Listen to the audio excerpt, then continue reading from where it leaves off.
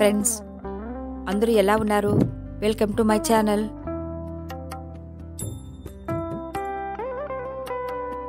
కాశీ నుంచి వచ్చిన 10 రోజులకు మేము రామేశ్వరానికి స్లీపర్ బస్సు బుక్ చేసుకుని బయలుదేరాము.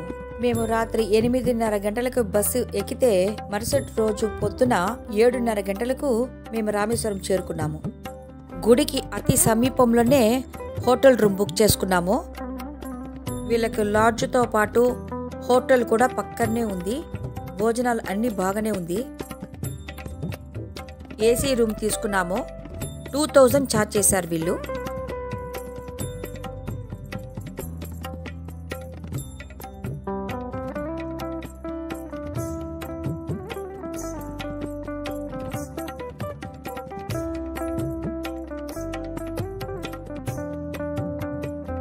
మేము ఫ్రెష్ అప్ అయ్యి త్రివేణి సంగమంలో నుంచి తెచ్చుకున్న నీళ్ళని తీసుకొని రామనాథ స్వామికి అభిషేకించుకోవడానికి బయలుదేరాము. గుడికి వెళ్ళేటప్పుడు మనము విడిగా పొడి బట్టలు కూడా తీసుకు వెళ్లాల్సి వస్తుంది. ఎందుకంటే అక్కడ మనం 22 బావిలలో స్నానం చేసిన తర్వాత మార్చుకోవడానికి అక్కడే క్లీన్ అయిన చోటు కూడా ఉంటుంది. మనం అక్కడ మార్చుకోవచ్చు. మేము బట్టలు మార్చుకున్న తర్వాత స్పెషల్ దర్శనానికి టికెట్ తీసుకున్నాము. మనిషికి 200 పట్టింది. మేము తెచ్చుకున్న నీళ్లతో అభిషేకించుకోవడానికి సెపరేట్గా 50 రూపాయలు పంతుల దగ్గర ఇవ్వమన్నారు. మాలాగా చాలామంది కాశీ నుండి త్రివేణి సంగమం నుండి నీళ్లను తీసుకొస్తారు కదా, దానిని రామనాథ స్వామి విగ్రహం ముందుగా ఒక బిందె ఉంచుతారు. ఆ బిందెలో మనము తెచ్చుకున్న నీళ్ళంతా పోస్తూ రావాలన్నమాట. వన్స్ ఆ బిందె నిండిన తర్వాత ఆ నీళ్లతో మన ఎదురుగానే అభిషేకిస్తారు. అదృష్టవశాత్తు నా నీళ్లతో ఆ బిందె నిండింది. రామనాథ స్వామికి అభిషేకం చూసిన భాగ్యం కలిగింది. తృప్తితో బయటకొచ్చి అమ్మవారిని దర్శనం చేసుకున్నాము. ఇక్కడ బోర్డులో రామేశ్వరం చుట్టూ ఉన్న గుడిలు దాని యొక్క డిస్టెన్స్ ఉంటుంది.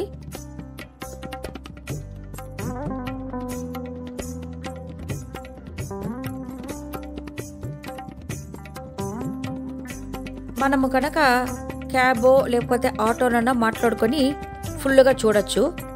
క్యాబ్లో అయితే వాళ్ళు చూపించడానికి రామేశ్వరం చుట్టూ ఉన్న గుడిలు ఇంక్లూడింగ్ ధనుష్కోడి 2000 రూపాయలు తీసుకుంటారట. మేము రూమ్కి వచ్చి రెస్ట్ తీసుకొని ఈవినింగ్ ధనుష్కోడికి క్యాబ్లో బయలుదేరాము. మేము క్యాబ్ డ్రైవర్కి 1000 రూపీస్ పే చేశాము. రామేశ్వరం నుండి 10 కిలోమీటర్ దూరంలో కోదండ స్వామి ఆలయం ఉంటుంది. యుద్ధం ముగిసిన తర్వాత శ్రీరాముల వారు రావణాసురుడి తమ్ముడైన విభీషణుడికి పట్టాభిషేకం చేసిన ప్రదేశం ఇది. ఈ గుడికి విభీషణ ఆలయం అని కూడా పిలుస్తుంటారు. అక్కడ నుండి మేము ఇప్పుడు ధనుష్కోడికి బయలుదేరాము. ధనుష్కోడి ఈ పేరు వింటనే ఒళ్ళంతా జలపరిస్తుంది. ఒకప్పుడు పూజలు పిండ ప్రదానాలు అన్నీ ఇక్కడే చేసేవారు. రామేశ్వరంలో రామనాథ స్వామి గుడి తప్పించి మిగతా అన్నీ ఇక్కడే చేసేవారు. వ్యాపారాలతో జనాలు కిటకిటలాడేవారు. వ్యాపారానికి ఇది మూలమన్నమాట. ఇక్కడ దొరికే చేపలు ఎండ్రకాయలు తలైమన్నారుకు ఎక్స్పోర్ట్ చేసేవారు. 1964 డిసెంబర్ 22వ తారీఖు సముద్రంలో చెలరేగిన తుఫాను విజృంభించి మనిషి అంత ఎత్తున ఎగిసి పడి 11:15 గంటకి 22 అడుగులతో లేచిన పెద్ద కెరటం ఒకటి ఆ ఊరినే అమాంతంగా ఉంచేసింది. అప్పుడే రామేశ్వరం నుంచి ధనుష్కోడి చేరుకుంటున్న ట్రైను 155 మంది ప్యాసింజర్లతో ఆ కెరటం అమాంతంగా ఆ ట్రైన్ని కూడా సముద్ర గర్భంలో చేర్చుకుంది.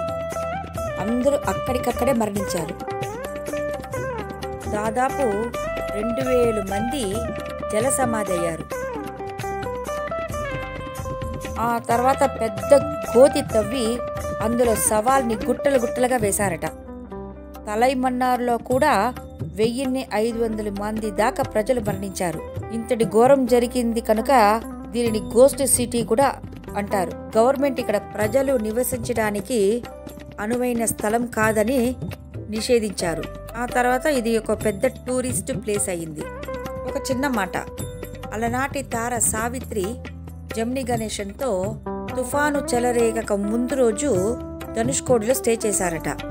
సూచనలు ఏదో సరిగా లేకపోయేసరికి తిరిగి రామేశ్వరానికి బయలుదేరేశారట.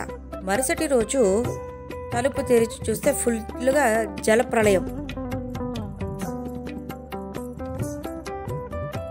ఆ తర్వాత ట్రైన్ టికెట్ బుక్ చేసుకుంటామని వెళితే ట్రైన్ ట్రాక్ అంతా నీళ్లతో నిండిపోయి ఉండింది. అన్ని ట్రైన్ క్యాన్సిల్ అయిపోయి ఉండిందంట. ఆయన టాక్సీ పట్టుకొని మదురైకి వచ్చి మదురై నుంచి ఫ్లైట్లో చెన్నైకి వచ్చారంట. ఇది మా అమ్మగారు బుక్లో చదివారట. ఎంట్రుక వాసిలో చావు తప్పించుకున్నారు అని పేపర్లో రాశారట.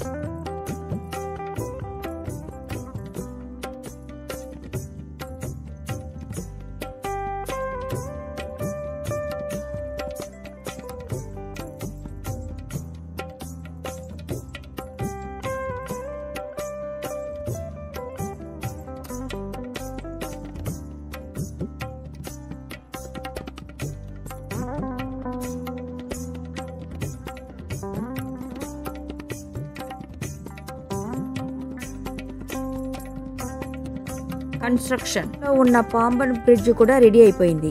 డెమో కూడా చేసేశారు. ఓపెనింగ్ డేట్స్ కోసం ఎదురు చూస్తున్నారు. మరి ఇది వరకైతే తెల్లారుజామున 3:30 గంటకి మండపం దగ్గర దిగితే ఆ చీకట్లో మనం ఏ క్యాబో బస్సో పట్టుకొని మనము రామేశ్వరం వెళ్ళవలసి వస్తుంది. ఇక మీదట ఆ సమస్య ఉండదు. మనము డైరెక్ట్ గా రామేశ్వరానికి వెళ్ళిపోవచ్చు.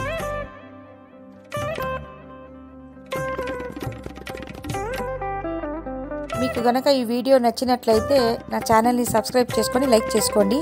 రేపటికి రామనాథపురం యొక్క విశేషాలు తెలుసుకుందాం.